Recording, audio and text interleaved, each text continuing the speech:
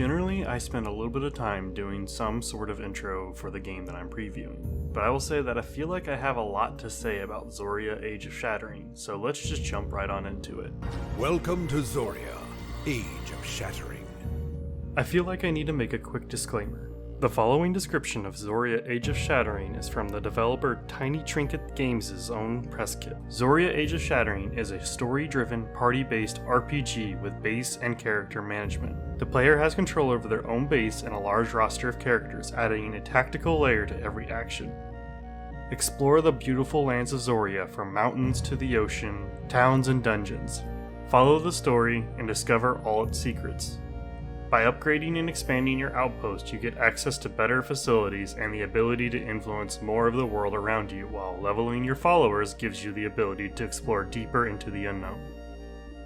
The reason why I gave this disclaimer for the description of the game is that I felt like I experienced very little of what this game claims to offer. There is a party-based RPG, but after playing for an hour, I saw no semblance of any sort of outpost management, and the lack of a real concrete story made me get to a point where I decided I had enough and stopped playing. After playing an hour of the demo and doing my research, I couldn't really tell you what it's about, besides a generic bad people are invading and we must repel them plot. But even that is confusing, if you'll indulge me. The opening cinematic shows a castle being besieged, but the enemy army is outside the castle walls. Besides a few soldiers scrapping with defenders, and aside from probably the worst sound of clinking armor I've ever heard,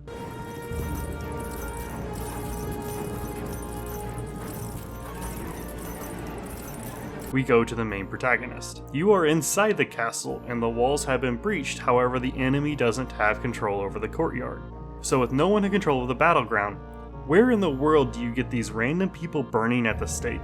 The two theories are that either you are the bad guys, or you watch the enemy set up all of these pyres, set these people on fire, and then decided you may want to stop them. Either way, it just rubbed me the wrong way.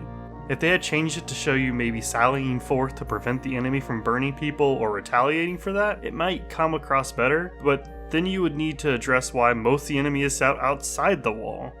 I mean, once I got over that weird intro, I was pushed into combat, and that was just bland and unengaging. I understand that it usually takes time to unlock the cool abilities everyone wants, but even the cool abilities weren't all that they cracked up to be later, and while the enemies changed, I found that I just didn't care.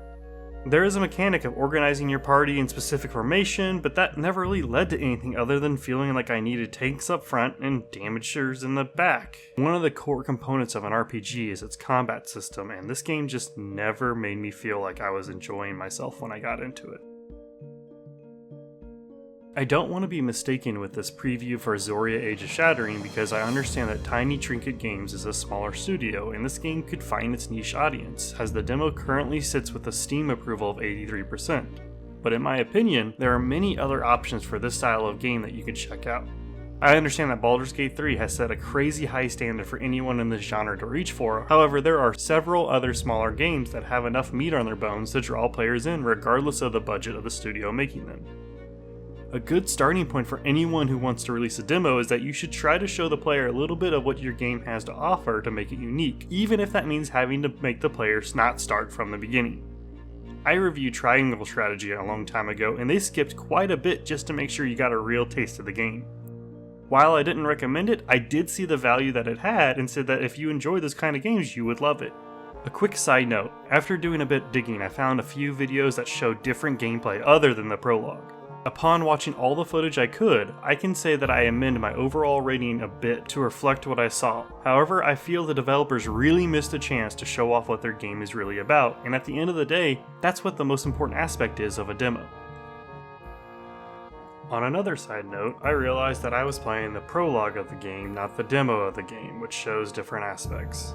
I saw Mortismal Gaming's videos on their thoughts of the demo, and while it does show a little bit more, it still has a lack of outpost management that is touted by the developers. I will link a video in the comments so you can go check out another channel's thoughts on it, as I feel like they came to some of the same conclusions that I did, but it's always important to see other perspectives on things. Games in the RPG genre need to have something to make them stand apart, whether it be a unique setting, a combat style that's different, or a great story to tell. There needs to be a reason for people to play the game, but with a lackluster combat system, sound design issues, and a convoluted plot that I still don't understand, Zoria Age of Shattering is not a game I can recommend. I don't want you to take my word as law though, as the demo's still up in case you do want to check it out for yourself and come to your own conclusions. But that will be it for this video. I hope you have a great rest of your day, and as always, be kind to one another. Thank you to my Patreon supporters Relativity and Naughty Dog is King for supporting me on Patreon.